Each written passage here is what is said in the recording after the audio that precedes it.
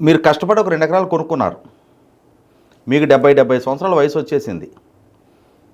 సహజంగా మీకుండే ఒక దిగులేంటి అంటే, ఇది నా పిల్లలకి సక్రమంగా అందించాలి అనే ఒక ఆలోచన ఉంటుంది. ఏ తల్లిదండ్రులకైనా ఉండేదది. అవును కదా. ఈ క్రమంలో ఈ సమస్య తలెత్తింది.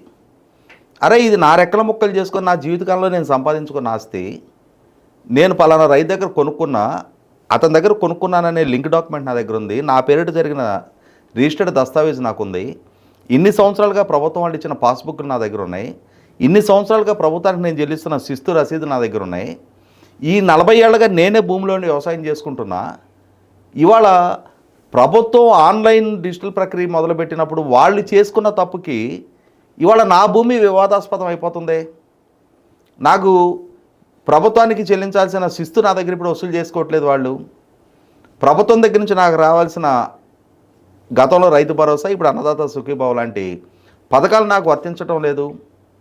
మరి ఈ వివాదం ఇలాగే ఉంటే నేను నా జీవితకాలంలో ప్రశాంతంగా నా బిడ్డలకి ఈ సమస్యను పరిష్కారం చేసుకొని నా బిడ్డలకి దీన్ని హ్యాండ్ ఓవర్ చేయగలుగుతానా లేదా అని ఈ వృద్ధాప్యంలో ఉన్న ఈ యజమానులకి ఒక దిగులైపోయింది ఇప్పుడు.